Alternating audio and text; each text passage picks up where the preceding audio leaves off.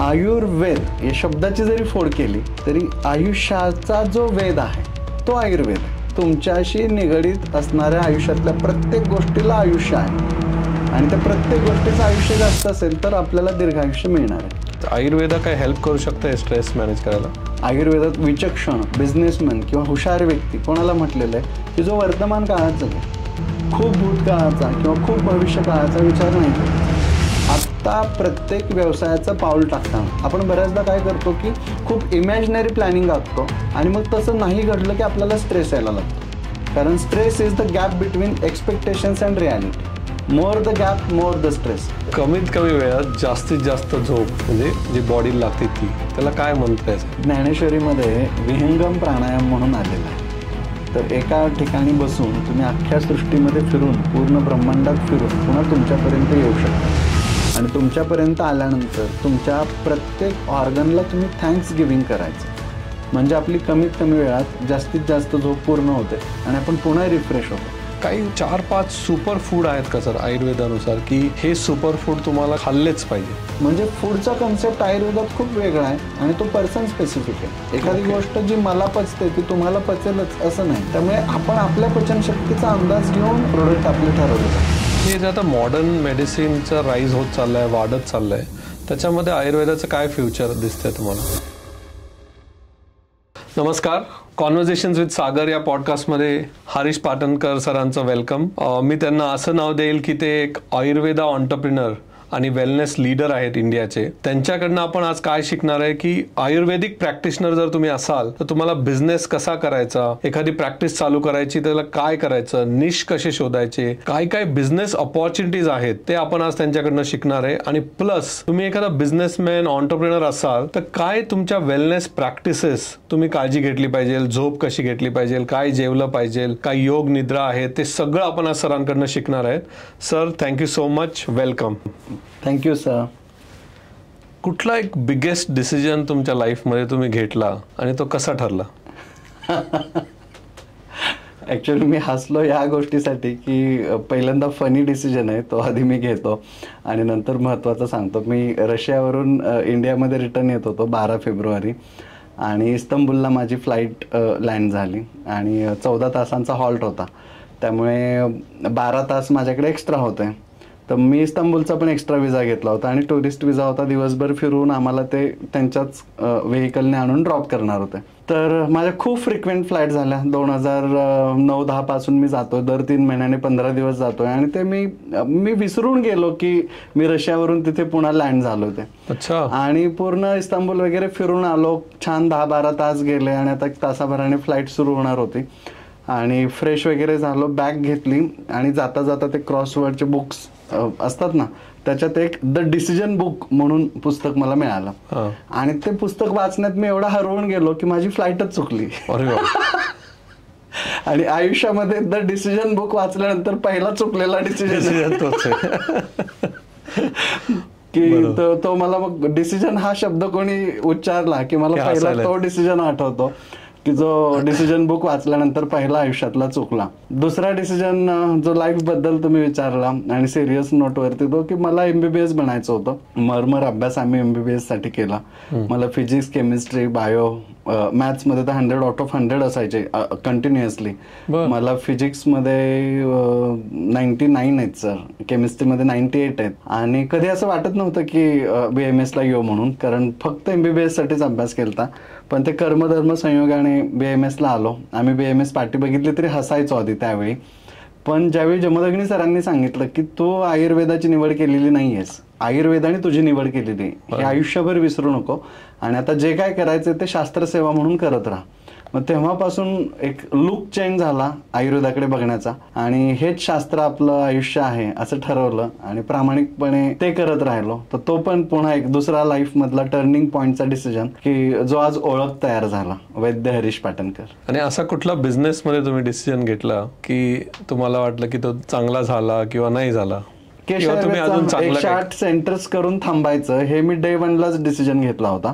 अच्छा. आणि 19 जुलै 2016ला आम्ही केशव आयुर्वेदचा ब्रँड स्टार्ट केला. BVGचे संस्थापक आपले हनुमंतराव गायकवाड सर यांच्या मदतीने आणि आशीर्वादाने.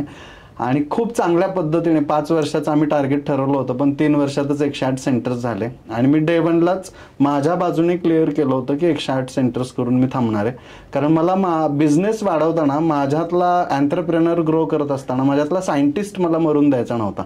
त्यामुळे पेशंट बरे करणे, त्यांच्यासाठी नवनवीन औषधं शोधणं, नवीन काहीतरी अजून क्रिएट करणं, जे आम्ही काय आयुर्वेद केलं, स्मृती आयुर्वेद केलं किंवा अजून वेगवेगळ्या फील्डमध्ये आम्ही वर्किंग करतोय.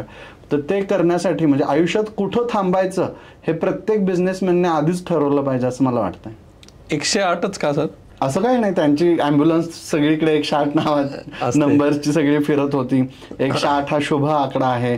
जपमाळ्यातले मणी पण 108 असतात. ब्रह्मांडांची संख्या पण बऱ्याचदा 108 सांगितली जाते. तसा एक पहिल्यापासून आवडणारा आकडा होता म्हणून तो ठरवला होता. अच्छा, गुड. तर सर आपण आता तुमच्या जर्नीवरनं चालू करूया. मला थोडंसं पहिला प्रश्न जरा अवघड विचारायचा होता, तुम्ही खूप छान उत्तर दिलं. तुम्हाला MBBS करायचं होतं, पण व्हेरी गुड तुम्ही म्हणाले की आयुर्वेदाने तुम्हाला चूज केलंय. येस. आणि पण आपण मगाशी बोलताना तुम्ही म्हणाले की जसं तुमचं BMS झालं तुम्ही तुमची प्रॅक्टिस चालू केली. येस. म्हणजे MD साठी PhD साठी थांबलो नाही. इंटर्नशिप संपायच्या आधीच रादर सुरू केली. इंटर्नशिप संपायच्या प्रॅक्टिस सुरू केली आणि जोपर्यंत तुमची डिग्री होत होती तोपर्यंत तुमच्याकडे 2000 पेशंटची केस स्टडी, 2,500 पेशंटच्या ऑलमोस्ट केस स्टडीज माझ्या कम्प्लीट होत्या. आणि मग नंतर मी त्याचं एक प्रॉपर प्लॅनिंग करून ब्रँड इस्टॅब्लिश केला. तर तुम्ही हे जे आजचे फेलो आयुर्वेद डॉक्टर आहेत तुमच्याकडे शिकतात किंवा जे कॉलेजमध्ये शिकतात, त्यांना काय सांगाल? ही बेस्ट प्रॅक्टिस आहे की ॲज अर्ली तुम्ही पटकन प्रॅक्टिस चालू करा, मार्केटमध्ये जाऊन रिअल प्रॅक्टिकल हे करा? काय तुमचा काय सल्ला राहील त्यांच्या? माझ्या सल्ल्यापेक्षा शास्त्र काय सांगतं किंवा शास्त्रातले आचार्य काय सांगतात ते जास्त महत्वाचं असं मला वाटतं. आचार्य वाग्भट पहिल्याच अध्यायामध्ये सांगतात की वायू पित्तम कफ शेती त्रयोदोषा समासता, आणि ते तिथंच सांगतात की बस्तीर विरेको अमणम तथा तैलम घृतम मधो. म्हणजे डे 1 पासूनच वैद्याने शिकत असतानाच ज्ञान पण घ्यायचं आणि ते युटिलाइज पण करायचं. म्हणजे शास्त्र फक्त एका बाजूने फक्त ज्ञान घ्या म्हणतच नाहीये. दृष्ट कर्म शुचिर्विषक असं म्हटलेलं आहे. म्हणजे प्रत्येक वैद्याने अभ्यास करतानाच विद्यार्थी दशेमध्येच एखाद्या चांगल्या वैद्याकडे शिकायला गेलं पाहिजे, क्लिनिक लावलं पाहिजे.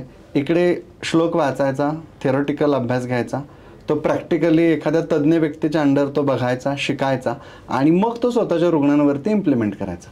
तर ही एक मस्त सायकल दिलेली आहे आणि ती सायकल जर आपण फॉलो केली तर मग आपल्याला अपयश येत नाही.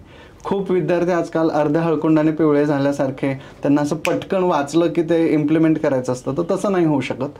त्याला दृष्टकर्म हा जो ग्रंथोक्त शब्द आहे आचार्यांनी दिलेला, तो मला वाटतं जास्त योग्य आहे आणि तो फॉलो केला पाहिजे प्रत्येक विद्यार्थ्याने. वा.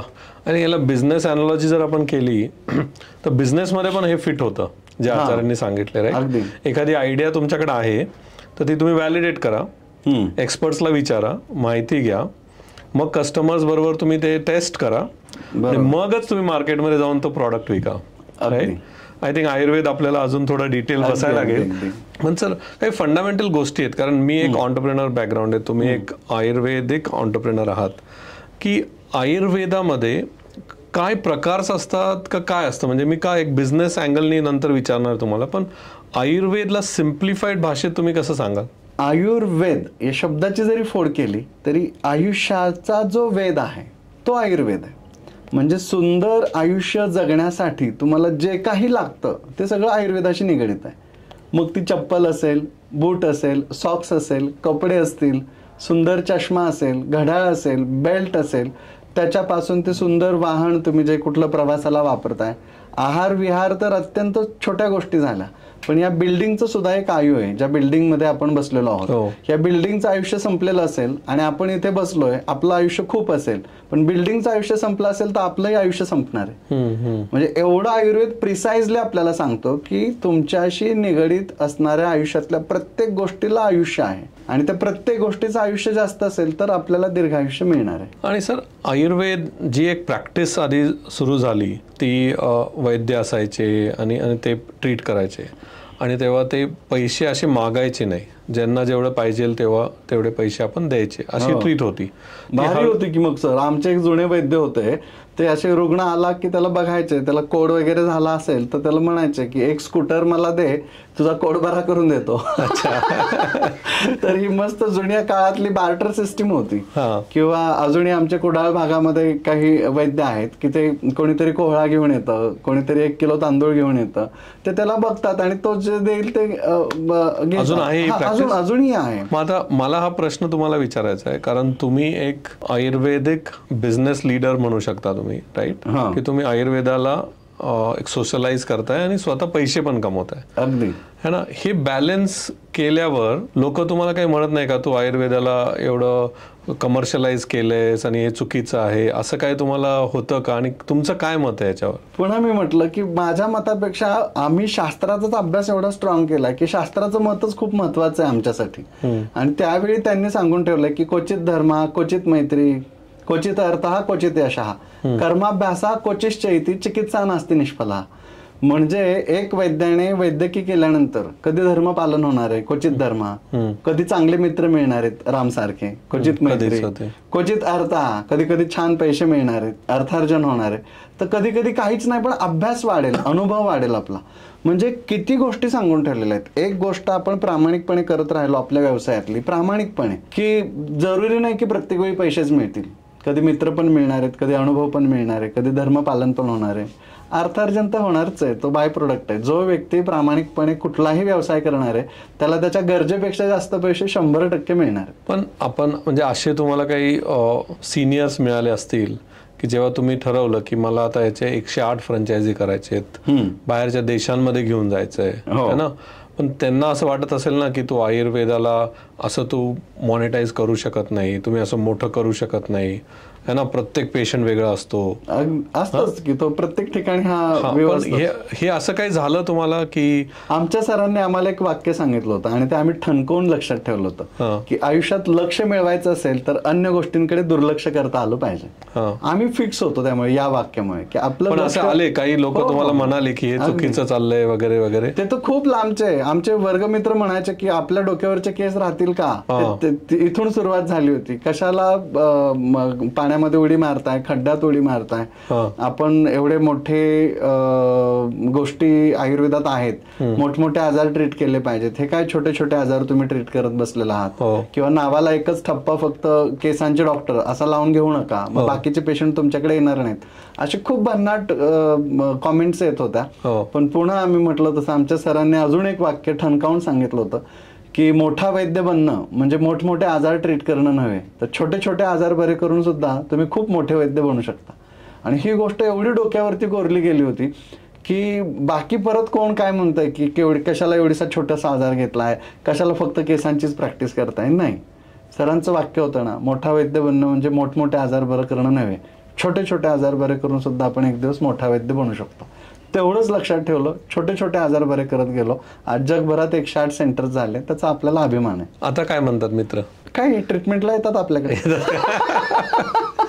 नाही, पण मला हा प्रश्न म्हणायचा आहे की तुम्ही एक प्रोफेशनल डॉक्टर असल्यापासून पण आता तुम्ही एक ऑन्टरप्रिनर आहात. ॲज अ ऑन्टरप्रिनर आम्ही कायम सांगत असतो की कुठलाही बिझनेस जर तुम्हाला चालू करायचा आहे तर तुम्ही तुमची स्वतःची एक निश शोधा, म्हणजे तुमची एक छोटीशी तुमची ओळख व्हायला पाहिजे. बरोबर. तुम्ही परफेक्ट तुमचं तुम्ही ठरवलं कॉन्शियसली की मला केसांचेच एक्सपर्ट बनायचं आहे, बरोबर ना? बिझनेसमध्ये पण तसंच असतं. पण मला हाच प्रश्न विचारतोय वेन आय आस्क की तुमचे आता बाकीचे डॉक्टर काय म्हणतात, पण तुमच्याकडनं प्रेरणा घेऊन आता त्यांना हे रिअलाइज होतं का की ठीक आहे, नुसती केस घेऊन पण मी मोठा होऊ शकतो, नुसतं एकच गोष्ट घेऊन मोठा होऊ शकतो, असं वाटतं का की तुमच्या या कार्याने हे सिद्ध झालं आता? अगदी. कारण ते 10-12 वर्षांनंतर, म्हणजे आमचेच कलिग होते, काही आमचे सिनियर्स होते, ते आता आमच्या कोर्सेसला ऍडमिशन घेतात, आता 8-8 दिवसांचा प्रॉपर आमचा कोर्स करतात आणि मग गेल्यानंतर पुन्हा स्किन अँड हेअरचं स्पेशालिटी क्लिनिक टाकतात. तर मला असं वाटतं की हेच यश आहे. जी लोक अगोदर बोलत होती तीच लोक आता 10-12 वर्षांनंतर याचे कोर्सेस करून शिकून पुन्हा ते त्यांच्या क्लिनिकमध्ये इम्प्लिमेंट करायला बघतात. याच्यापेक्षा आनंद तर दुसरा कुठला. परफेक्ट. आणि आय थिंक हेच आपले रोल मॉडेल आहेत जे आपल्याला बनवायचे तुमच्यासारखे, की ज्याच्यातनं कोणी काही इगो न ठेवता शिकलं पाहिजे. ऑब्जेक्टिव्ह तुमचा काही असू शकतो की लोकांची सेवा, पैसे आपोआप येतात. नाव सर, जर कोणी कॉलेजमधनं ग्रॅज्युएट होतंय आता आयुर्वेदामध्ये, तर तुमचा केस हा टॉपिक घेतला. अजून काय काय टॉपिक असू शकतात आयुर्वेदा, कारण त्यातले 5 टॉप तुमच्या मते, लेट्स से तुम्हाला आज तुम्ही आता ठरवले की मला याच्यातच डीप जायचं आहे, पण तुम्हाला जर आज विचारलं की अजून 5 कुठले तुम्ही असे निश शोधाल आयुर्वेदात, तर ते कुठले असतील सर? आम्ही विद्यार्थी सहाय्यक समितीमध्ये असताना प्रतापराव पवार सर आमच्याकडे यायचे आणि ते आम्हाला त्यांच्या गटचर्चेच्या नंतर जो एक त्यांचं समारोपाचं कधी कधी भाषण असायचं, त्याच्यात ते म्हणायचे की India is a developing country, take up any one idea and develop it. तुम्ही पण डेव्हलप व्हाल आणि इंडिया पण डेव्हलप होईल. आणि तो शब्द मी ॲज असा वापरायचो, ते वाक्य इंडिया शब्द काढायचो आणि आयुर्वेद टाकायचो की Ayurveda is a developing science, take up any one idea and develop it. तुम्ही पण डेव्हलप होणार आहात आणि आयुर्वेद पण डेव्हलप होणार आहे. तर आत्ता सर आयुर्वेदामध्ये जसं केश आयुर्वेद आपण सुरू केलं, काय आयुर्वेद आपण सुरू केलं, तसं यकृतावरती काम करून कोणीतरी यकृत आयुर्वेद सुरू करावं, वृक्कांवरती काम करून वृक्क आयुर्वेद सुरू करावं, कोणीतरी गर्भाशयावरती काम करून गर्भाशयाचा आयुर्वेद सुरू करावा, कोणी नेत्र आयुर्वेद सुरू करावं, कर्ण आयुर्वेद आहे, दंत आयुर्वेद आहे. असे म्हणजे टॉप 5 तुम्ही विचारताय, पण मी तुम्हाला टॉप 20ची लिस्ट देतोय की एवढी नीड आहे आता मार्केटमध्ये. प्रत्येक छोटा छोटा आजार घेऊन त्याच्यावरती बेस्ट काम करून त्याचं सुपर स्पेशालिटी प्रॅक्टिस करत बाहेर येणं ही आत्ताची गरज आहे. तुम्ही फक्त आयुर्वेद प्रॅक्टिस करताय एवढीशी गरज आता मर्यादित राहिलेली नाहीये. आयुर्वेदात तुम्ही काय स्पेशलायझेशन करताय हे आता जास्त मॅटर करतंय. मग ते कॅन्सर पासून ते PCOD पासून कुठलाही एक छोटासा आजार प्रत्येक वैद्याने घेतला पाहिजे आणि त्याच आजारावरती जणी, स्थळी, मणी, काष्ठी, पाषाणी, हृदयी फक्त तोच आजार त्यांना दिसला पाहिजे, त्याला बरं करणं एवढंच त्यांच्या आयुष्याची इकिगाई असली पाहिजे. आणि ती त्यांनी साध्य केली की शास्त्र पण डेव्हलप होणार आहे, ते स्वतः पण डेव्हलप होणार आहेत आणि हजारो लोकांचं भलं होणार आहे. तुम्हाला वाटतंय का आपण त्या दिशेने वाटचाल करतोय? 100%. हजारो विद्यार्थी आम्ही घडवलेत, आम्ही गुरुकुल चालवतोय. आज प्रत्येक विद्यार्थ्याच्या मनामध्ये आम्ही ती जी गोष्ट आहे ती पेरलेली आहे आणि आता सगळे सुपर स्पेशालिटी प्रॅक्टिशनर म्हणून बाहेर येत आहेत. तुम्ही करताय, पण as a industry, Ayurveda industry ते फॉलो करताय ते? त्याची 2 कारणं आहेत. एक, त्यांना आता ते बाय डिफॉल्ट करावं लागतंय, कारण मार्केटमध्ये 10-15 वर्षांपूर्वी आयुर्वेद करणं ही स्पेशालिटी होती. ओके.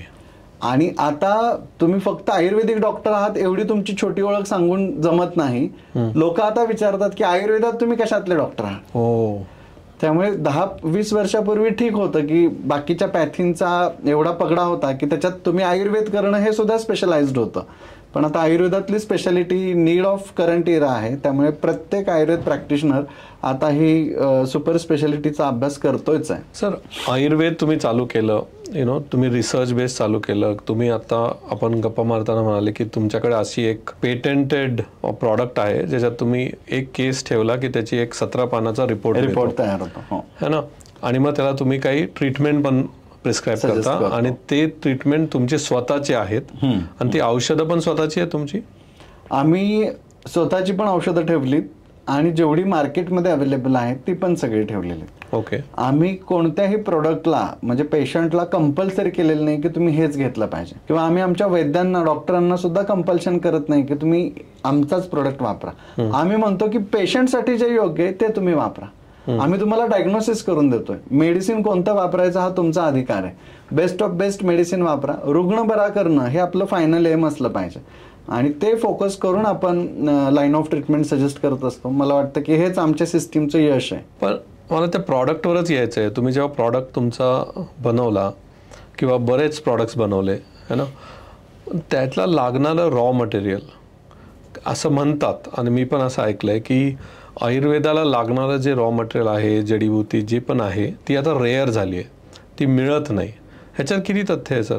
ड्युरिंग द टाइम हळूहळू प्रत्येक वर्षी आपण सगळेजण निसर्गावरती आणि निसर्ग जंगलावरती असं ते सायकल डिपेंड आहे. आयुर्वेदातली मॅक्झिमम औषधं अजूनही जंगलामधून येतात आणि त्यामुळे खूप स्पेसिस ज्या आहेत त्या दुर्मिळ होत जातात. पण याचा अर्थ त्या मिळतच नाहीत असं नाही आहे. प्लस आता कल्टिवेशन वाढलेलं आहे. गव्हर्नमेंट कल्टिवेशनला सपोर्ट करते. खूप शेतकरी आता मेडिसिनल प्लांटकडे शिफ्ट झालेले आहेत. त्यामुळे कसं असतं की आपण एखाद्या इंडस्ट्रीत नसलो की आपल्याला त्याच्यातले बरेच काय म्हणूयात की दुरून ते प्रॉब्लेम्स आहेत असं वाटत असतं किंवा ते आपण ऐकून असतो. एकदा आपण त्या इंडस्ट्रीमध्ये पडलो की आपल्याला तसे सोर्सेस मिळायला लागतात आणि तशी औषधं पण उपलब्ध व्हायला लागतात. त्यामुळे बऱ्यापैकी लोक आता या गोष्टीवरती कामं करतायत, बऱ्यापैकी शेतकरी त्यांच्याकडे कल्टिवेशन करतायत आणि आपल्याला जी औषधांसाठी लागणाऱ्या वनस्पती आहेत त्या आता मुबलक अवेलेबल आहेत. हो, म्हणजे मी का हा प्रश्न विचारला की आपण जेव्हा बिझनेसमध्ये उतरतो तेव्हा ते रॉ मटेरियल खूप महत्त्वाचं आहे एंड प्रॉडक्ट करण्यासाठी. जर नसेल तर 2 इम्पॅक्ट होऊ शकतं. आपल्या एंड प्रॉडक्टची प्राईस वाढते आणि त्यामुळे मग कस्टमर नाही घेण्याचे चान्स जास्त होतात.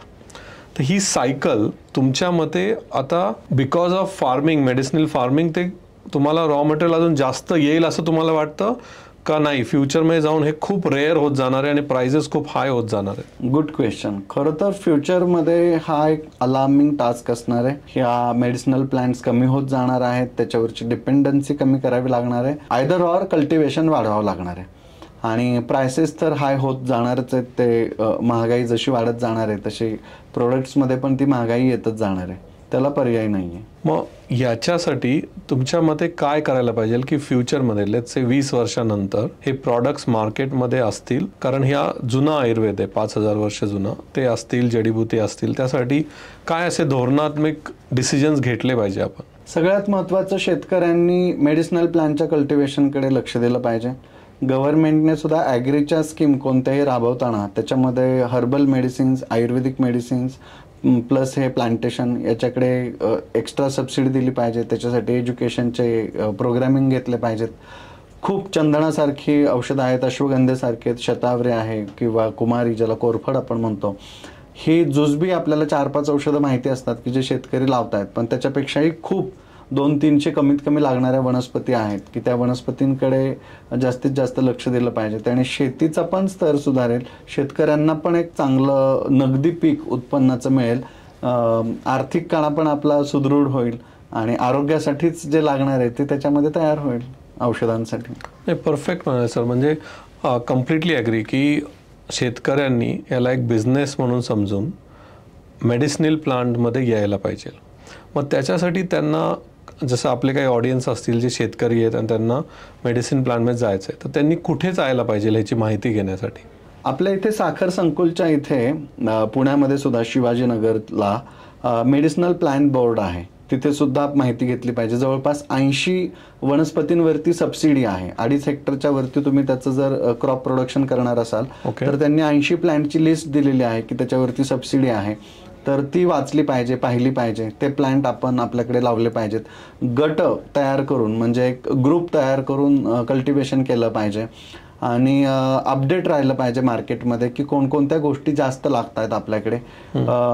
आयुर्वेदाच्या खूप मोठमोठ्या कंपन्या आहेत, त्या कंपन्यांशी संपर्कात राहिलं पाहिजे. आजकाल खूप कंपन्या डायरेक्ट शेतकऱ्यांबरोबर MOU करून घेत आहेत किंवा एक त्यांचे करार तयार करतात आणि ते स्टार्टिंगपासून एंडिंगपर्यंत, कारण कंपन्यांना पण रॉ मटेरियल चांगलं पाहिजे आहे आणि खात्रीशीर पाहिजे आहे. समजा मी पुढच्या महिन्यामध्ये, पुढच्या वर्षी या महिन्यामध्ये मी च्यवनप्राशची बॅच बनवणार असेल तर मला त्यावेळी आवळे लागणार आहेत, तर त्याचं प्लॅनिंग मला आत्तापासून करावं लागतं. मग त्याच्यासाठी आत्तापासून त्या शेतकऱ्यांना शोधणं, त्यांचं लेबलिंग करणं, टॅगिंग करणं, त्यानंतर प्रत्येक आवळ्याचं काउंटिंग करून एका झाडाला किती येणार आहेत त्याचं कॅल्क्युलेशन करणं आणि साधारण मला किती किलो च्यवनप्राश, किती टन बनवायचं आहे, तेवढं रॉ मटेरियल माझ्याकडे अवेलेबल होणार आहे का, मग तेवढे शेतकरी माझ्याकडे आहेत का, असं त्याचं एक रिव्हर्स कॅल्क्युलेशन असतं. आणि म्हणून त्यांनी कंपन्यांना अप्रोच झाला पाहिजे आणि कंपन्यांना ज्या ज्या औषधी वनस्पती लागतात त्यांच्या प्रोडक्शन युनिटनुसार याचं हार्वेस्टिंग आलं पाहिजे. म्हणजे आपण हार्वेस्टिंग कधी येईल त्याचा रोडमॅप आधी क्रिएट करून घेतला पाहिजे. आता असं होतंय सर? होतंय, खूप कंपन्या त्याच्यावर काम करतात, स्ट्रक्चर्ड मोठ्या कंपन्या. वाव. आणि लेट्स से एखाद्याने ही शेती केली, त्याला कंपनी मिळाली, तर हे आयुर्वेद आपल्या महाराष्ट्रापुरतं आहे का भारतामध्ये पूर्ण आहे? पूर्ण भारतामध्ये आहे. सगळ्यात जास्त हे मेडिसिनल प्लांट कुठल्या राज्यामध्ये? सर उत्तर प्रदेश किंवा त्याच्याही वरती आपण जसं जसं नॉर्थ साईडला जाऊ तसं हिमालयाच्या कुशीमध्ये ह्या सगळ्या औषधी वनस्पती जास्त दडलेल्या आहेत. ओके. मग एखाद्याला जर बिझनेस करायचा असेल तर ते तिथून पण इम्पोर्ट करू शकतात, घेऊ शकतात इम्पोर्ट करण्यापेक्षा. म्हणजे आत्ता तर आहे, पण तुम्ही जे आता एक सिस्टीम सांगितले की कधी लावायचं प्लांट आणि कधी मिळालं पाहिजे, ह्यानी तुम्ही जो म्हणताय 10 वर्षानंतरचा प्रॉब्लेम हा सॉल्व्ह होऊ शकतो. पण मला पर्सनली वाटतं की तुमची जी आयडिया आहे की मेडिसिनल प्लांटला आता एक सोशलाइज व्हायला पाहिजे, गव्हर्नमेंटनी पण सबसिडीज अजून आणल्या पाहिजे, त्यांनी आयुर्वेद आपला अजून मोठा होऊ शकतो. नक्कीच. आपल्या भारतामध्ये असलेला आपला आयुर्वेद आणि आपल्याकडे मुबलक वनस्पती निर्माण होणारं असणारं क्लायमेट, ह्या दोन गोष्टी एवढ्या पूरक आहेत की एकमेव आयुर्वेद हे शास्त्र आपलं भारतीयांचं असं आहे की जे आपण जगाला विकू शकतो.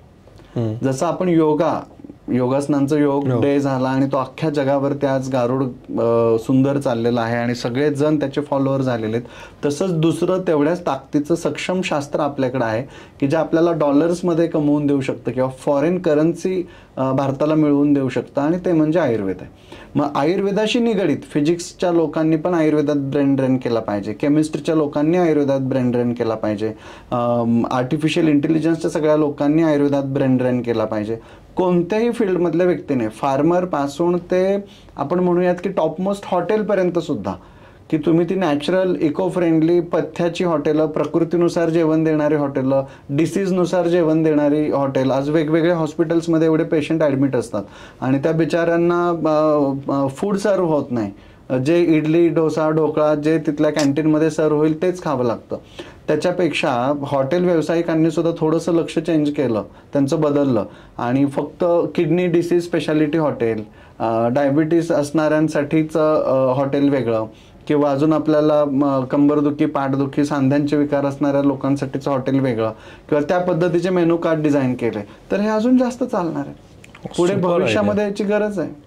म्हणून मी म्हटलं की प्रत्येक फील्डमधल्या व्यक्तीने आयुर्वेद शास्त्रासाठी आपण काय करू शकतो हा विचार केला गेला पाहिजे. तो ब्रेन ड्रेन त्याने इकडे केला पाहिजे आणि मग त्याला स्केलेबिलिटी येणार आहे, एक्सपोनेन्शियल कर्व तिथे क्रिएट होणार आहे आणि जगापेक्षा तुम्ही वेगळं करत असाल तर तुम्हाला आपोआपच अपलिफ्टिंग बिझनेसमध्ये पण होणार आहे. तर आयुर्वेद इंजिनियर बद्दल आपण मगाशी बोलत होतो, त्याच्याबद्दल जरा सांगा ना, ते आणि बिझनेस ऑपॉर्च्युनिटीज.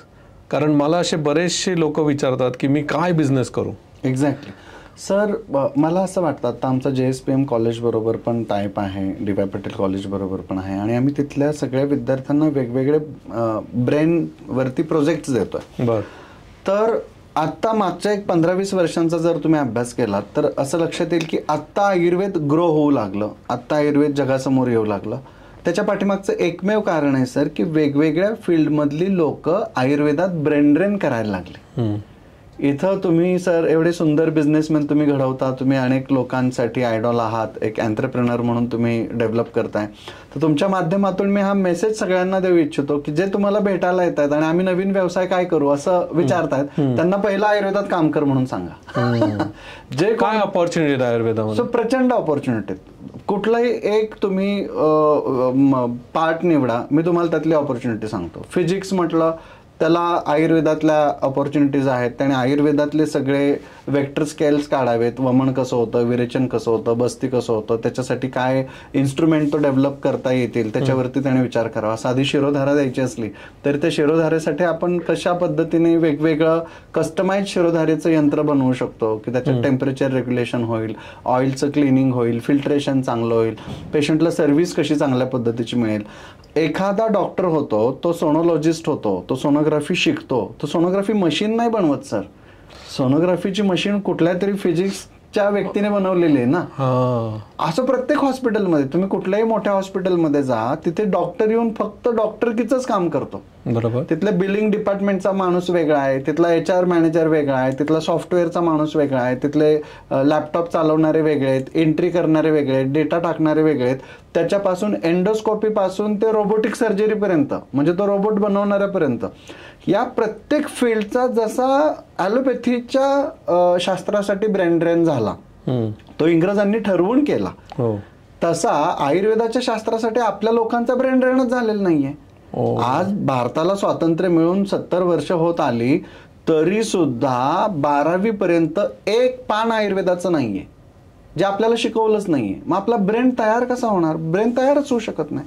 कोणीही आपल्या इंडियन नॉलेज सिस्टीमवरती ब्रेन ड्रेन करतच नाहीये. आणि मग तुमची अपेक्षा अशी असते की आयुर्वेदात रिसर्च होत नाही, वैद्य काय कामं करत नाहीत. वैद्याने काय काय करावं अशी तुमची अपेक्षा आहे. त्याने उठायचं, त्याने ब्राह्ममुहूर्तावर उठायचं, त्यानेच शेती करायची, त्यानेच औषधी वनस्पती पिकवायच्या, म्हणजे कापसाचं बी त्यानेच टाकायचं, त्याला पाणी त्यानेच घालायचं, ते मोठं त्यानेच करायचं, मग त्याचा कापूस त्यानेच पिंजायचा, मग चरखात पण त्याने आणायचा. कारण त्याने एरोप्लेन घेतलं की लगेच लोकांना वाईट वाटतं की तुम्ही वैद्य आहात, तुम्ही बैलगाडीने गेलं पाहिजे, तुम्ही एरोप्लेनने कसं जाता. म्हणजे पुन्हा त्याचा कपडा त्यानेच शिवायचा आणि मग त्यानेच घालायचा. ही जी मेंटॅलिटी आहे ना ती कुठेतरी ब्रेकआउट झाली पाहिजे.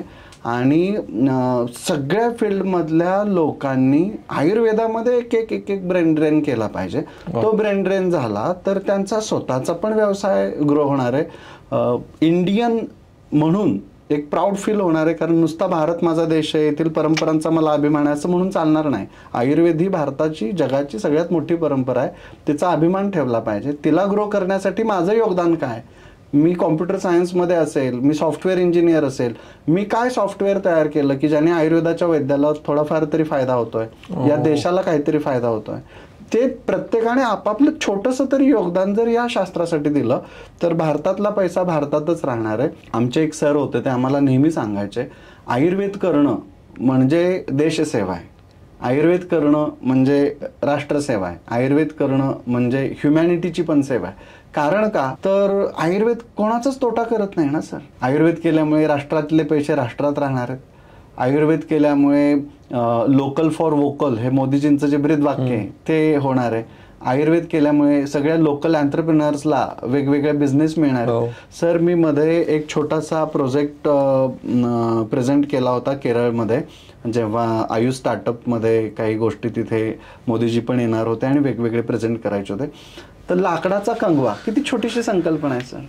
लोक येतात आमच्याकडे 20 एकर शेते, 50 एकर शेते, आमच्याकडे एवढी झाडं पडलेली आहेत.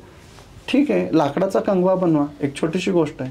प्लॅस्टिकचा कंगवा भारतातनं रिप्लेस झाला पाहिजे जो चायनाचा येतोय, आणि लाकडी कंगवा जो इंडियातूनच तयार झालाय तो प्रत्येकाच्या घरात पोहोचला पाहिजे. एवढं छोटंसं एम समजा एखाद्या बिझनेसमॅनने आता या पॉडकास्टमधून मोटिवेट होऊन घेतलं तर काय काय होऊ शकतं. आपण एका मिनिटात फक्त फिरून येऊयात इमॅजिनरी की काय काय होऊ शकतं. प्लास्टिकमुळे जे पृथ्वीचं नुकसान होतं ते बंद होणार. प्लास्टिकच्या फॅक्टरीजमुळे जे air pollution, water pollution, sound pollution, noise pollution सगळंच काय होतंय ते सगळं बंद होणार.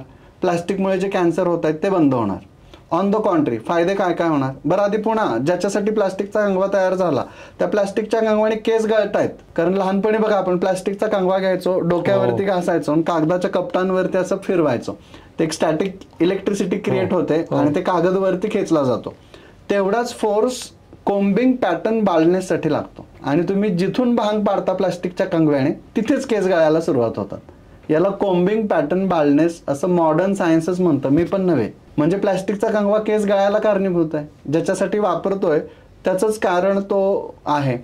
ऑन द कॉन्ट्री तुम्ही तो रिप्लेस केला आता लाकडी कंगव्याने, तर लाकडी कंगवा आदिवासी समाज पण बनवू शकतो. आपल्या लोकल कातकरी लोकांना, लोकल सुतारांना काम मिळणार आहे. तो एक लाकडी कंगवा घरामध्ये आला तर केस गळणं कमी होणार आहे, कारण लाकडी कंगव्याने अशी कुठली इलेक्ट्रिक स्टॅटिक फोर्स क्रिएट होत नाही. उलट त्याने आसाण्याचा कंगवा, लिंबाचा कंगवा किंवा बाबळीचा कंगवा, लाकडाचा कंगवा बनवला तर तो केश्य कार्य करणार आहे आयुर्वेदाच्या गुणधर्मांनुसार. बरं तो खराब झाला तर त्याचं डिकम्पोजिशन चांगलं होणार आहे. बरं तो बनवताना एअर पोल्युशन नाही, साऊंड पोल्युशन नाही, वॉटर पोल्युशन नाही, काही नाही आहे. आणि वोकल फॉर लोकल होणार आहे. भारतातला पैसा भारतातच राहणार आहे. आणि मी म्हणतो अगदी एका वैद्याने रोज 10 कंगवे जरी विकले, 200 रुपयाला एक कंगवा मिळतो सर, 10 कंगवे विकले तर किती होणार आहे, 2000 रुपये. म्हणजे महिना किती झाले, 60,000 रुपये. एका वैद्याकडून 60,000 रुपये मिळणार आहेत. असे तुम्ही 100 वैद्य जरी पकडले तर 6 लाख रुपयाचा बिझनेस तुमचा क्रिएट होऊ शकतो, फक्त कंगवा तयार करा. वाह, ॲब्सोल्युटली. मला आता एवढ्या अर्ध्या तास आपण बोललो याच्यावरनं क्लिअर वाटतंय की तुमचे जे गुरु म्हणले होते की you are made for Ayurveda, है ना, आयुर्वेदा इज चोजन यू. नक्की तुमच्याकडनं काहीतरी मोठं घडणारच आहे. आता मला याला डिस्कशन थोडं ऑन्टरप्रिनर्सकडे न्यायचं आहे की जे बिझनेसमॅन आहेत छोटे मोठे, त्यांच्या हेल्थकडे खूप दुर्लक्ष होतं, वेलनेसकडे खूप दुर्लक्ष होतं. तर तुमच्या स्वतःपासून चालू करूया की तुम्ही स्वतः अशी काय शॉर्टमध्ये काळजी घेता की ज्याने तुमची एनर्जी लेवल हाय राहते आणि तुम्ही एकदम ॲक्टिव्ह राहता. अशा काय गोष्टी तुम्ही करता ॲज अ ऑन्टरप्रिनर?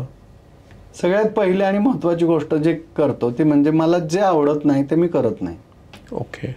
आणि प्रत्येक एंटरप्रेनरने, प्रत्येक बिझनेसमॅनने हे लक्षात घेतलं पाहिजे. आणि ऑन द कॉन्ट्री प्रत्येक बिझनेस कोच हे शिकवतो की तुम्हाला आवडत नसेल तरी करा, चेहऱ्यावरती हास्य आणा. तुम्हाला आवडत नसेल, तुमचा प्रोडक्ट चांगला नसेल तरी तो विका, तो सेल करा. काही गरज नाही आहे सर. आपण अत्यंत प्रामाणिक राहायला पाहिजे, गरजा कमीत कमी ठेवल्या पाहिजेत, आपला फोकस क्लिअर असला पाहिजे आणि आपल्याला जे आवडतंय ते आपण केलं पाहिजे. आपण जे आवडतंय ते जेव्हा करायला लागतो त्यावेळी आपलं शारीरिक आणि मानसिक दोन्ही स्वास्थ्य चांगलं राहतं. मानसिक स्वास्थ्य चांगलं राहिलं तर तुम्ही 24 तास न थकता काम करू शकता. 1 तास तुम्हाला न आवडणारं काम लावलं तर तुम्ही लवकर थकणार आहात, बरोबर. आणि मी तुम्हाला 12 तास आवडणारं काम दिलं तर बरोबर तुम्ही थकणार नाही आहात, तुम्ही ती कंपनी एन्जॉय करणार आहात. किती छोटीशी गोष्ट आहे. पण 1 तास न आवडीच्या कामाने तुम्ही थकून गेलात. मनाने आपण जेवढं लवकर थकतो, मेंटली जेवढं आपण लवकर थकतो, तेवढा त्याचा शरीरावरती इम्पॅक्ट होतो. आज मॉडर्न सायन्स पण गुगल करून बघा, स्ट्रेस हा 90% डिसीजेसचा कॉज आहे. पहिला मॅनेज कसं करायचं? सुरुवातच तिथून करायची. As a entrepreneur ups and downs असतात. कधी पैसे नसतात, कधी पैसे असतात, कधी कस्टमर असतो नसतो. हे तर डेली काम आहे, राईट? हे मॅनेज कसं करायचं? आयुर्वेदा काय हेल्प करू शकतं हे स्ट्रेस मॅनेज करायला? आयुर्वेदात सांगितलं की साक्षी भावाने वर्तमान काळात बघा आणि जगा. गते भूतोन कर्तव्यम भविष्यम नैव चिंतयत वर्तमानेन कालेन वर्तयन्ति विचक्षण. आयुर्वेदात विचक्षण बिझनेसमॅन किंवा हुशार व्यक्ती कोणाला म्हटलेलं आहे की जो वर्तमान काळात जगेल. खूप भूतकाळाचा किंवा खूप भविष्य काळाचा विचार नाही करायचा. आत्ता प्रत्येक व्यवसायाचं पाऊल टाकताना आपण बऱ्याचदा काय करतो की खूप इमॅजिनरी प्लॅनिंग आखतो आणि मग तसं नाही घडलं की आपल्याला स्ट्रेस यायला लागतो. कारण stress is the gap between expectations and reality. More the gap more the stress. आणि बिझनेसमॅन हा एक्सपेक्टेशन जास्त घेणारा वर्ग आहे. त्याला नेहमी असं वाटत असतं की माझा एवढा बिझनेस चालला पाहिजे, आज माझा एवढा टर्नओव्हर झाला पाहिजे, मी हे टार्गेट अचीव्ह केले पाहिजेत. आणि त्याचा कुठंतरी तो अनड्यू स्ट्रेस सतत घेत राहतो आणि त्या स्ट्रेसमुळे त्याची सगळी पुढची जी गणित आहेत ती बदलायला लागतात. म्हणजे तुम्हाला असं म्हणायचं औषधापेक्षा तुमचं एक्सपेक्टेशन तुम्ही मॅनेज करा आणि प्रेझेंटमध्ये जर तुम्ही राहिले तर तुम्हाला स्ट्रेस कंट्रोल करता येईल. वर्तमानात जगणं हे सर मोठा किंवा छोटा असा कुठलाच बिझनेसमन नसतो असं माझं स्पष्ट मत आहे. नोकरी करणारा व्यक्ती हा 8 तासाचा व्यावसायिक असतो आणि व्यावसायिक हा 24 तासाची नोकरी करत असतो. ज्याला 3,000 रुपये आमच्या समजा कुठल्याही सिस्टीममध्ये तुम्ही बघा, घरमध्ये कामवाली बाई येत असेल आणि साधं भांडी घासून पुसून जाण्याचे, फरशी पुसण्याचे 3,000 रुपये महिना घेत असेल आणि ती स्ट्रेस फ्री राहत असेल, छान राहत असेल, सुंदर राहत असेल, तुमच्याच घरातल्या एखाद्या मुलाच्या वाढदिवसाला ती एक 10 रुपयाचं छान गिफ्ट घेऊन येत असेल, आनंदी असेल आणि ती आजारी पडल्यानंतर ती छान सुट्टी घेऊन घरी राहू शकत असेल तर ती उत्तम व्यावसायिक आहे. आणि तुम्ही महिना 3 लाख रुपये कमावताय पण तुम्ही एक दिवस सुट्टी घेऊ शकत नसाल, तुम्ही आजारी पडल्यानंतर सुद्धा तुम्हाला इतरांची पगार करण्यासाठी कामाला जावंच लागत असेल तर ते सक्सेसफुल नाहीच आहे. पैशांना तुम्ही कोणत्या पद्धतीने कॅल्क्युलेट करणार ना? एका बाजूला 3,000 महिना मिळवणारा हॅप्पी आहे आणि तो ठरवू शकतोय की त्यांनी सुट्टी कधी घ्यायची, त्याला आज नाही छान वाटत आहे तर तो कामावर नाही जात आहे आणि त्यांनी हेल्थला प्रायोरिटी दिली. आणि इकडे आपला बिझनेसमॅन महिना 3 लाख रुपये कमवतोय पण तो आज आजारी तर तो सुट्टी नाही घेऊ शकत आहे. मग तो कमवतोय कशासाठी? शरीरासाठी कमवतो म्हणून तो सांगतो. आणि मी कित्येक बिझनेसमॅन बघितले जे गाडीमध्ये बसून खातात. का?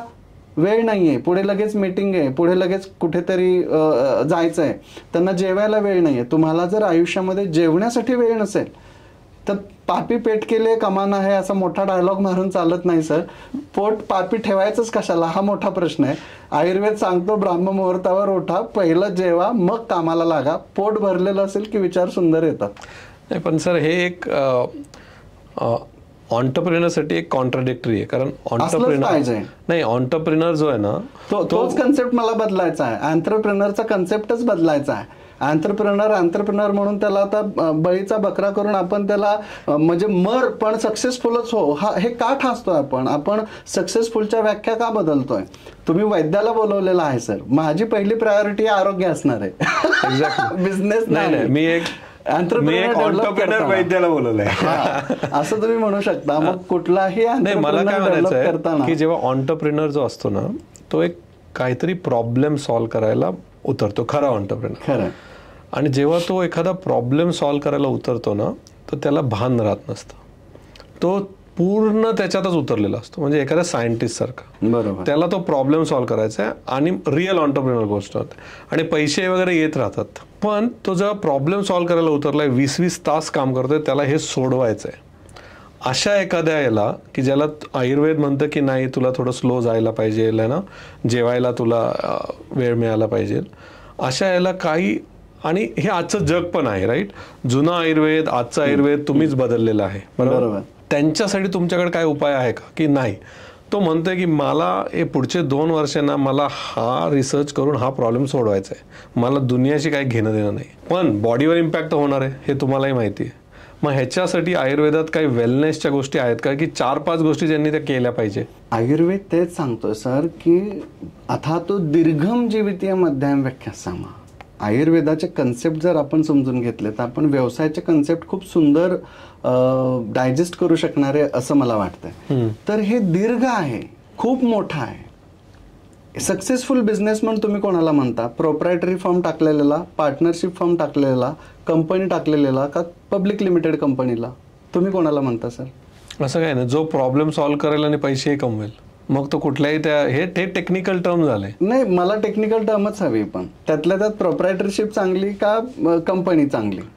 डिपेंड्स. प्रत्येकाचं ऍस्पिरेशन जास्त आहे, लाईफ कोणाचं जास्त आहे, डिपेंड्स. प्रत्येकाचे ऍस्पिरेशन काय आहे सर. प्रोप्रायटरी फर्म वाला बिझनेसमन तो मेला की लाईफ पब्लिक वाल्याचं जास्त. एक्झॅक्टली, बरोबर. मग पब्लिक लिमिटेड कंपनीकडे आपण शिफ्ट झालं पाहिजे. आयुर्वेद हे सांगतोय की आयुष्य एवढीसं छोटंसं बघू नका, 1 वर्षाचं, 2 वर्षाचं, 20 तासांचं प्रॉब्लेम सॉल्विंग. लाईफ खूप मोठं आहे, ते आपण पब्लिक लिमिटेड कंपनी सारखं बघितलं पाहिजे.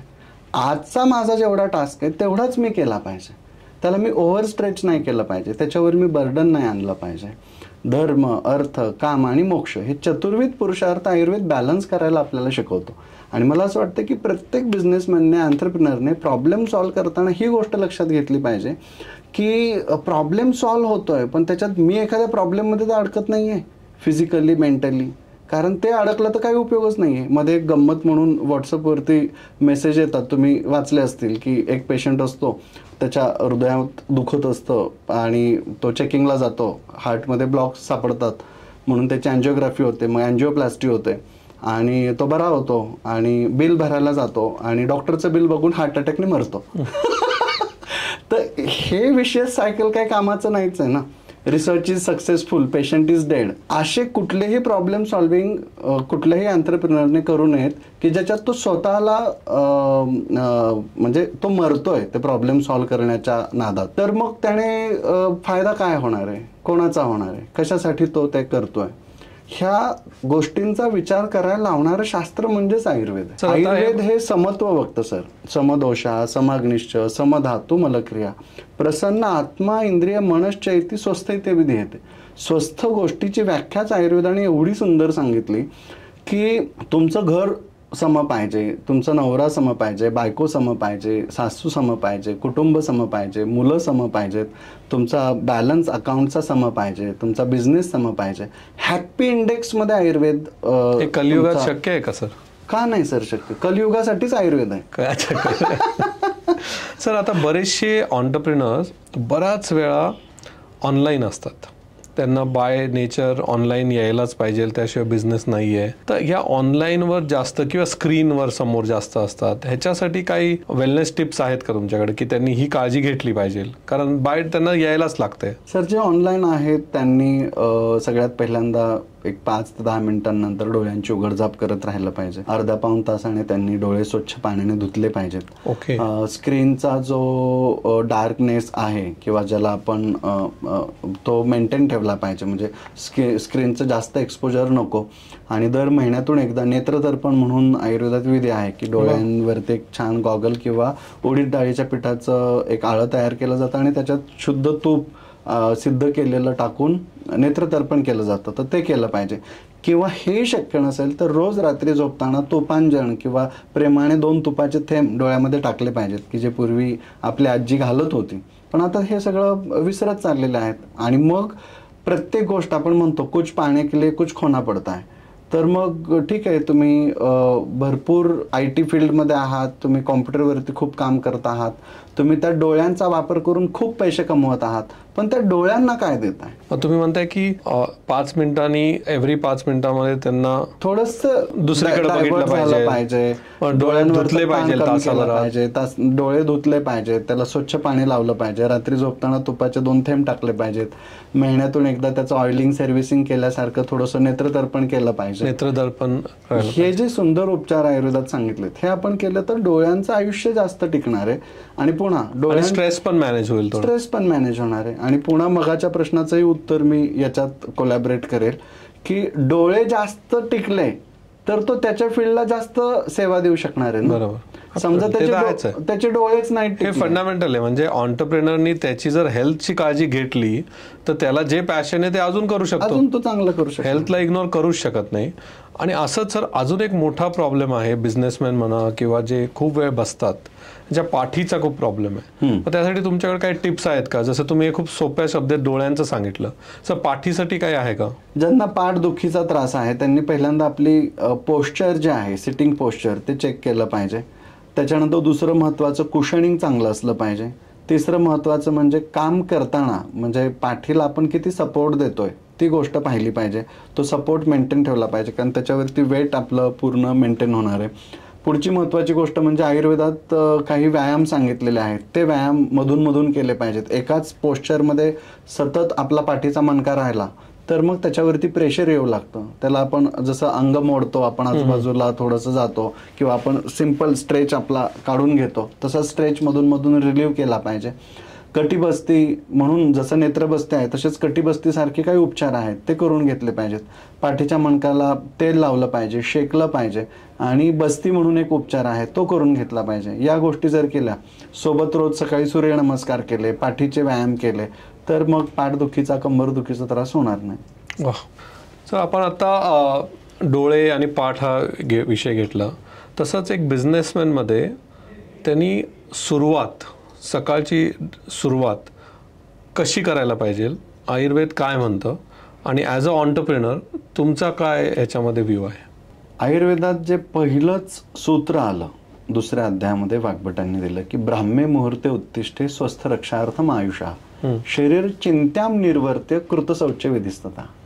म्हणजे प्रत्येक बिझनेसमॅनने सकाळी लवकर ब्राह्म मुहूर्तावर उठण्याची सवय सगळ्यात पहिल्यांदा लावली पाहिजे. म्हणजे किती वाजता?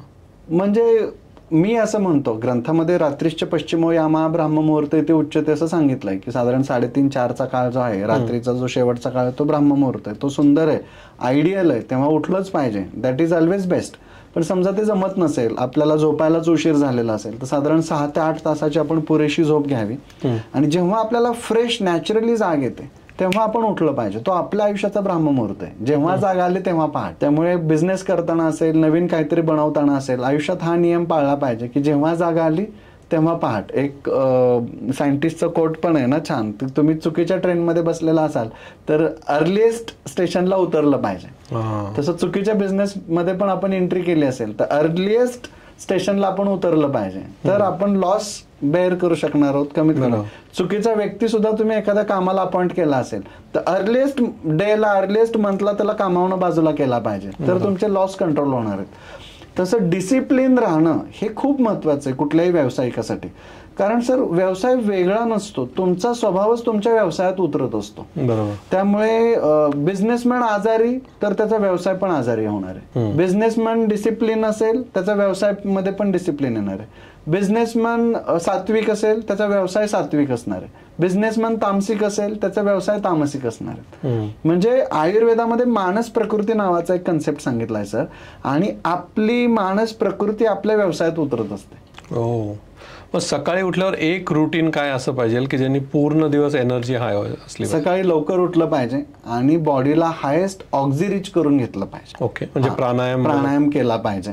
शरीर चिंता निर्वर्ते म्हणजे सगळ्या चिंता सोडून दिल्या पाहिजेत. बॉडीचं सगळं जे क्लिनिंग प्रोसेस आहे ती छान केली पाहिजे. प्रत्येक बिझनेसमॅनने सकाळचा 1 तास कमीत कमी कोणालाच नाही दिला पाहिजे. ओके, स्वतःसाठीच फक्त आरोग्यासाठी वापरला पाहिजे, कारण तो चांगला असेल तर त्याचा व्यवसाय चांगला असणार आहे. त्याचं पोट साफ नाही झालं तर तो जाऊन प्रत्येक कामगारावरती त्याच्या चिडचिड करणार आहे. ती चिडचिड त्याची दिवसभर कंटिन्यू होणार आहे. ते कामगार त्यांच्या कामावरती चिडचिड करणार आहे. त्याचा इम्पॅक्ट अनवॉन्टेड चिडचिडचा तुमच्या व्यवसायावरती होणार आहे, क्लायंटवरती होणार आहे. म्हणजे बिझनेसमॅनची हेल्थ हा छोटा इश्यू नाहीये सर. बिझनेसमॅनची हेल्थ म्हणजेच त्या बिझनेसची health. Exactly, I completely agree. आणि म्हणून तुम्ही छान समरी सांगितली की लवकर उठलं पाहिजे आणि ऑक्सिजन जास्त घ्यायला पाहिजे, प्राणायाम केला पाहिजे, बॉडीला हायेस्ट ऑक्सिरीच केलं पाहिजे आणि नैमित्तिक कर्म ठरवली पाहिजेत, व्रत वैकल्यासारखी. एक तास त्याने बायकोला पण नाही द्यायचं, कनेक्टेड राहायचं, स्वतःसाठी द्यायचं, स्वतःला ग्रो करायचं. त्या एका तासात त्याला मग स्वतःचं जे काही चिंतन होईल ते तो करू शकतो व्यवसायात. त्याच्यामुळे ते मेडिटेशन करतील, काय जे करायचं चिंतन वगैरे करतील. नाव हा डे झाला आणि इव्हनिंग कशी एंड करायला पाहिजे? रात्री पण झोपताना त्या बिझनेसमॅनने विचार केला पाहिजे की बाबा आज दिवसभर आपण काय काय केलेलं आहे, आपल्याकडून काय चुका घडल्या, आपल्याकडून काय चांगलं झालं. जसं आपण ताळेबंद करतो, क्रेडिट ऑडिट रिपोर्ट आपण सगळा क्रिएट करतो, तसा डेली केला पाहिजे तो. आणि डेली केल्यानंतर आज मी आरोग्य किती कमवलं, आज मी पैसे किती कमवले, आज मी नाती किती कमवली, आज मी घरच्यांना वेळ किती दिला, आज मी माझ्या मुलांना वेळ किती दिला, आज मी व्यवसायाच्या पाठीमागे किती धावलो, आज मी पैशाच्या पाठीमागे किती धावलो, आज मी किती लोकांची हेल्प केली, याचं त्याने ऑडिट केलं पाहिजे. रोज फक्त मी आज किती पैसे कमवले किंवा मी आज किती कस्टमरला लुबाडलं किंवा मी आज याला कसं 2000ला जास्त सेल करून दाखवलं, हे सक्सेस व्हॅल्यूज नाही आहेत सर. मग जसं आपण सकाळी म्हणतो की ऑक्सिजन जास्त घ्यायला पाहिजे, तसं इव्हनिंगला आयुर्वेदामध्ये असं काही वेलनेस टिप्स आहेत का की ज्या आपण करायला पाहिजे झोपायच्या आधी? झोपण्यापूर्वी सर प्रत्येक व्यावसायिकाने शांतपणे मेडिटेशन केलं पाहिजे. दिवसभराचा ओहापोहा अख्खा केला पाहिजे जो मी आत्ता सांगितला. त्याने शक्यतो प्रयत्न करून सूर्यास्तानंतर जेवू नये, सूर्यास्ताच्या आधी त्याने खाल्लं पिल्लं पाहिजे. समजा सूर्यास्तानंतर काहींचे लेट नाईट बिझनेस संपणार आहे किंवा काम संपणार आहे, तर त्यांनी झोपण्यापूर्वी 2 तास किमान अगोदर खाणं पिणं संपवलं पाहिजे. हेवी डाएट रात्री नाही घेतला पाहिजे. त्याच्यात पण मांसाहार किंवा पनीर सारख्या किंवा जड गोष्टी त्याने खाल्ल्या नाहीत पाहिजेत. अगदीच खायचं झालं तर त्याने फ्रूट प्लेट, सॅलेड किंवा 1 ग्लास दूध फक्त पिऊन सुद्धा तो झोपू शकतो. त्याने स्वतःच्या बॉडीला कमीत कमी ताण आपण कसा देणार याच्याकडे लक्ष दिलं पाहिजे. कारण आपल्या शरीराची जास्त एनर्जी हे आपल्या शरीरात आलेलं अनवॉन्टेड फूड डायजेस्ट करण्यात जाते. त्यामुळे अनवॉन्टेड फूड बॉडीत जाणार नाही ना याची त्याने काळजी घेतली पाहिजे, त्याच्याकडे त्याने लक्ष दिलं पाहिजे.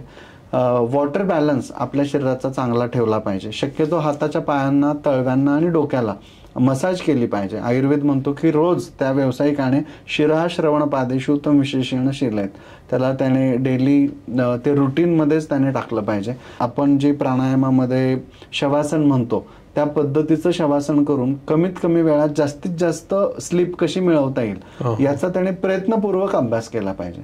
हे जर केलं तर त्याचा दिवसभराचा थकवा निघून जाणार आहे आणि त्याला दुसऱ्या दिवशी पुन्हा फ्रेश वाटणार आहे. नवीन चॅलेंजेस, नवीन आव्हानं, नवीन गोष्टी टॅकल करायला. सर हा खूप महत्त्वाचा मुद्दा आहे.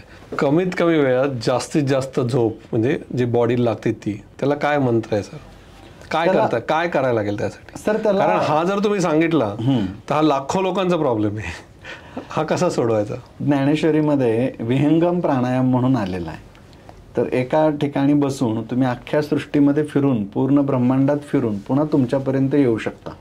आणि तुमच्यापर्यंत आल्यानंतर तुमच्या प्रत्येक ऑर्गनला तुम्ही थँक्स गिव्हिंग करायचं आहे. म्हणजे डोळ्यांना त्याने आपल्याला सुंदर दृश्य दाखवली म्हणून, कानाने आपल्याला मदत केली म्हणून, नाकाला, जिभेला, मानेला, पाठीला, पोटाला, पाठीच्या मणक्याला, नितंब प्रदेश आहे, स्पिक प्रदेश आहे, हस्त, पाद, पायू, उपस्थ, पंचज्ञानेंद्रिय, पंचकर्मेंद्रिय, या प्रत्येक अवयवाला जेव्हा तुम्ही कॉन्सन्ट्रेट करत जाता आणि प्रत्येक अवयवाला थँक्स गिव्हिंगची नोट पाठवत जाता, तेव्हा तिथले ताण आपोआप रिलॅक्स होतात आणि कमीत कमी वेळेत जास्तीत जास्त झोप झाल्याचं फिलिंग आपल्याला येतं. आणि ते नुसतं फिलिंग नसतं तर ती परिपूर्णता असते.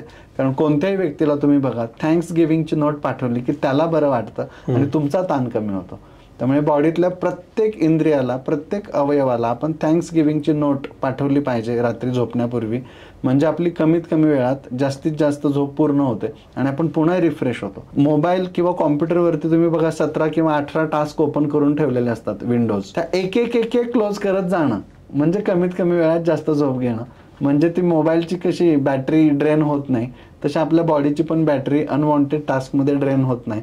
आणि प्रत्येकाला थँक्स गिव्हिंग नोट पाठवल्यामुळे ते पण हॅप्पी राहतात, टास्क सगळे क्लोज होतात, झोप चांगली राहते, पुन्हा नवीन रिचार्ज झालेली बॅटरी दुसऱ्या दिवशी तुम्ही वापरू शकता. सर तुम्ही फार छान सांगितलं की संध्याकाळी थँक्स गिव्हिंग करायचं बॉडीच्या पार्टला. आपण मगाशी बोलत असताना तुम्ही योग निद्रेबद्दल पण काही बोलत होते. हो, काय तो कॉन्सेप्ट शॉर्ट मध्ये सांगा ना, योग निद्रा म्हणजे काय आणि त्याचं महत्व काय आपल्या डे टू डे प्रोडक्टिव्हिटीमध्ये. एखाद्या गोष्टीचा कसं आपण म्हणतो की योग आला पाहिजे, हो, किंवा आपण म्हणतो की आपण तो योग आणतो. हो, तर झोप येणं यदा तू मनसे क्लांते, म्हणजे मन थकलं की झोप येणारच आहे, शरीर थकलं की झोप येणारच आहे.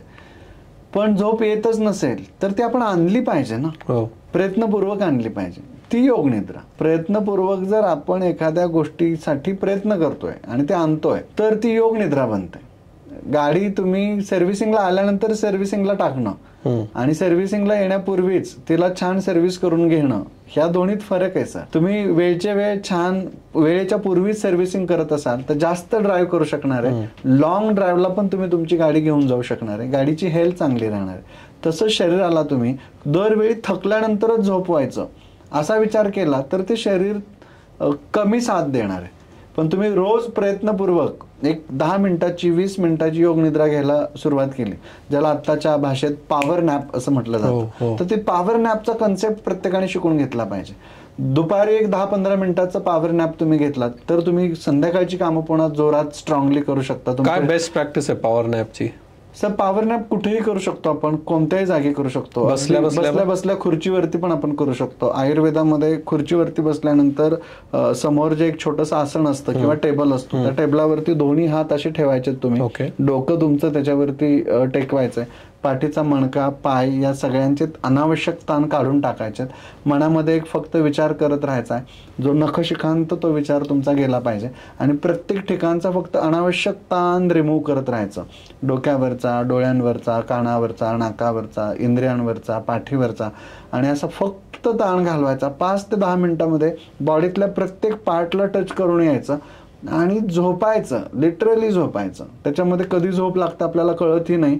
पूर्णपणे आपलं मन एका ट्रान्समध्ये जात असतं. मन जेवढं ट्रान्समध्ये जाऊन येतं ना तेवढी ती योगनिद्रा सफल झालेली असते. आणि बघायला 5 ते 10 मिनिटच गेलेले असतात, पण तुम्हाला एकदम फ्रेश होऊन एकदम फ्रेश, म्हणजे 8-10 तास तुम्ही झोपून उठलाय असं तुम्हाला वाटणार. म्हणजे आपण जे बोललो ते एक सकाळचं रुटीन, दुपारचं योग निद्रा विच इज पॉवर नॅप, आणि संध्याकाळी झोपताना थँक्स गिव्हिंग आणि शवासन ह्या गोष्टी केल्या तर तुमची बॉडीला प्रोडक्टिव्हिटी हॅक पण आहे, एनर्जी पण हाय राहणार, फोकस पण राहणार, ह्या सगळ्या गोष्टी होऊ शकतात. अगदी. आमचे तर एक मित्र होते, ते मोठे सर्जन होते. सर्जरी करता करता सुद्धा त्यांना समजा पुढे क्लो मिळत नसेल, काय करावं समजत नसेल, कुठेतरी आपणच हॅक झालोय असं वाटत असेल, तर ते इन्स्ट्रुमेंट्स सगळंच ठेवायचे, 2 मिनिट बाहेर यायचे, छान मेडिटेशन करायचे, शांत व्हायचे. काही फरक पडत नाही त्या 2 मिनिटांनी. असंही तुम्ही तिथे काहीतरी खराबच करणार असता त्या 2 मिनिटात. तेवढ्या 2 मिनिटात ते तेवढ्या लेवलचा पॉवर ब्रेक घेत होते. पुन्हा माइंड रिफ्रेश होतं, पुन्हा कामाला लागायचं. डायव्हर्ट करणं माइंडला ही खूप मोठी कला आहे. आपण सतत एक एक एक एक कामच करत राहिलो तर नंतर प्रोडक्टिव्हिटी पण कमी होते आणि आपल्या लक्षात येत नाही, मग आपली फक्त चिडचिड होते. त्याच्यापेक्षा थोडंसं मनाला डायव्हर्ट करा, वेगळं काम द्या, मग त्याला भले विश्रांती द्या, पॉवर नॅप द्या, त्याला ब्रेक द्या किंवा वेगळं काम करा आणि पुन्हा पहिल्या कामावरती आणा.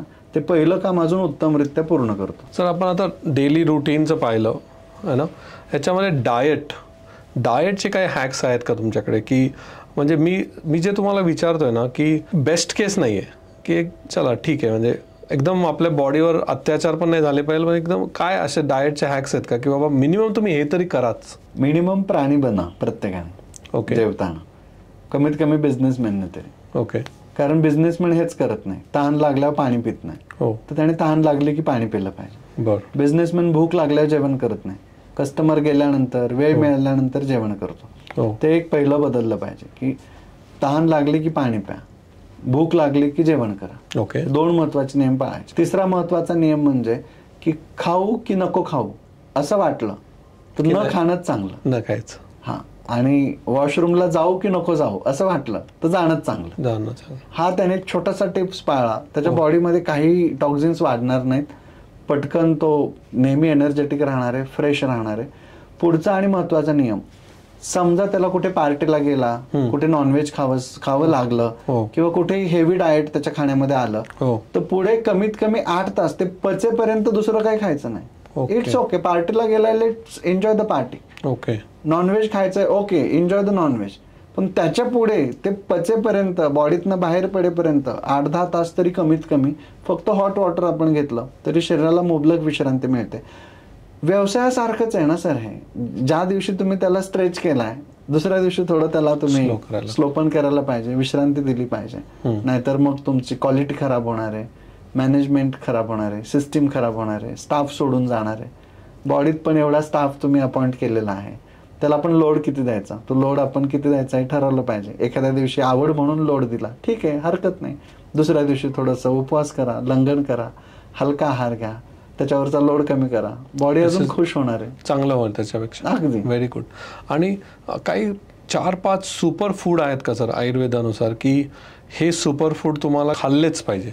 सुपर फूड मध्ये आपण जशी फळं आहार घेतोय, आपण फळांचा आहार घेतोय किंवा दुग्ध आहार आहे, आयुर्वेदामध्ये तक्र आहार आहे, तर हे इनडायरेक्टली सुपर फूडच आहे. तुपाचं प्रमाण आपल्या आहारात जास्तीत जास्त असलं पाहिजे. म्हणजे दूध, तूप, लोणी हे आयुर्वेदाचे सुपर फूड आहेत, याच्याकडे आपण कॉन्सन्ट्रेट केलं पाहिजे. त्याच्यानंतर ज्वारी आणि बाजरी म्हणजे आपल्याकडचं जे लोकल फूड आहे त्याच्याकडे आपण विचार केला पाहिजे. मिलेट्स, आता मोदीजींनी पण मिलेट्सचं खूप प्रमोशन केलं, तर मिलेट्स पण आपण थोडंसं सुपर फूड म्हणून बघितलं पाहिजे. त्यांचा आपण आहारामध्ये समावेश ठेवला पाहिजे. काही गोष्टी जसे ड्रायफ्रुट्स वगैरे आपण सहज बाळगतो, जवळ ठेवतो, तशा तरी आपण जवळ ठेवल्या पाहिजेत. अगदीच आपल्याला जेवायला वेळ नसेल, आपण कामामध्ये असू, बिझी असू, तर वडापाव खाऊ का 5 बदाम खाऊ, तर 5 बदाम प्रेफर करा ना. ते तुम्ही बॅगमध्ये कुठे पण कॅरी करू शकणार आहात. आणि तुम्ही शरीराला खराब करण्यापेक्षा शरीराला जे न्यूट्रिशियस आहे अशा गोष्टी आपण दिल्या पाहिजेत. बाहेरचं खाणं आपण टाळलं पाहिजे. उकळलेलं खाऊ की बनलेलं खाऊ, तर बनवलेली जी काही डिश असेल ती कशी तयार झालेली याचा फक्त छोटा विचार करायचा. ती उकळून तयार झाली असेल तर चांगली गोष्ट आहे, शरीराला ती लवकर डायजेस्ट होणार आहे. म्हणजे फूडचा कन्सेप्ट आयुर्वेदात खूप वेगळा आहे आणि तो पर्सन स्पेसिफिक आहे. एखादी गोष्ट जी मला पचते ती तुम्हाला पचेलच असं नाही. त्यामुळे आपण आपल्या पचनशक्तीचा अंदाज घेऊन प्रोडक्ट आपले ठरवले पाहिजे. तर आता ज्यांना नवीन प्रॅक्टिस आयुर्वेदामध्ये चालू करायची आहे, त्यांना ऑन्टरप्रिनर जर्नीमध्ये यायचं आहे, त्यांच्यासाठी तुमची काय एक ॲडवाईस राहील? तर सगळ्यांनी स्वतःचा इकिगाई लवकरात लवकर शोधला पाहिजे. त्यांना त्यांचा पर्पज ऑफ लाईफ सापडला पाहिजे. ओके. शेवटी आयुर्वेद ही वैद्यकीय सेवा आहे. म्हणजे मन में रहे यह भाव, सेवा ही बने स्वभाव.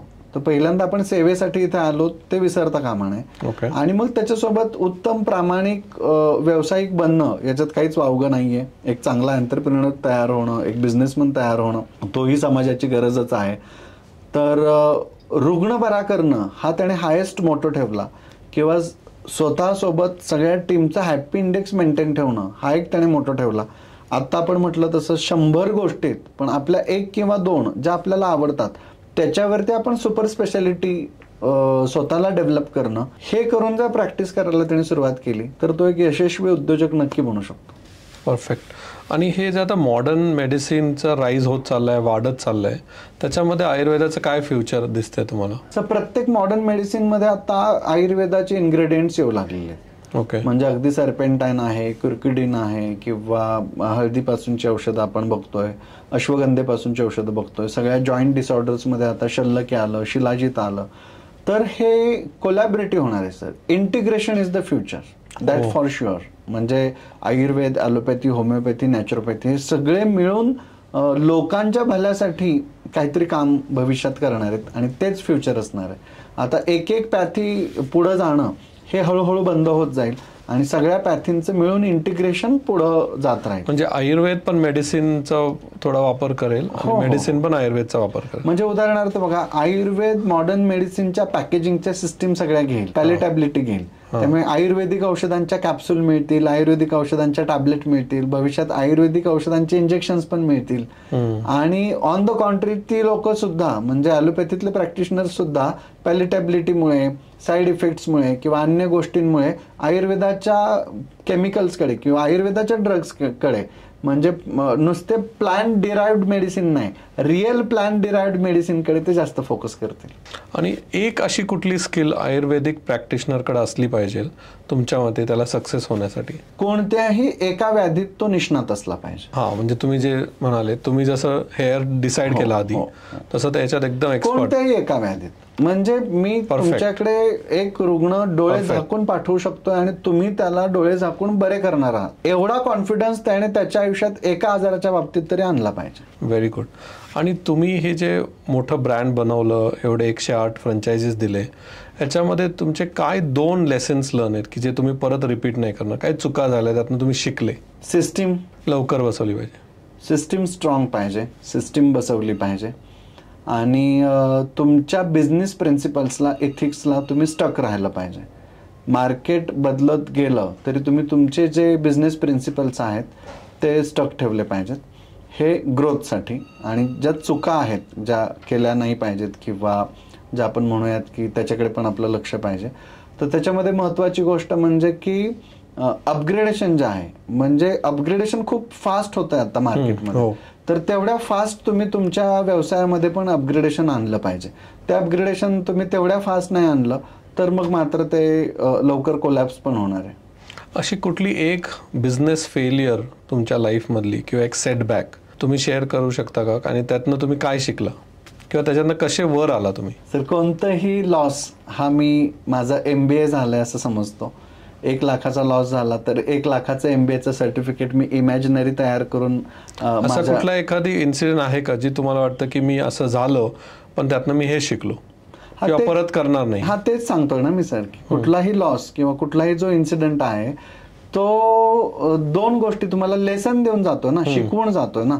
आणि तो शिकवून गेलाय म्हणजे तुम्ही काहीतरी शिकलाय. शिकण्यासाठी तुम्हाला 2 गोष्टी लागतात, एक तर पैसे लागतात आणि वेळ लागतो. म्हणजे तुम्ही लॉस केलाय, तो लॉस झालाय हे ब्रेनमध्ये पाठवायचंच नाही.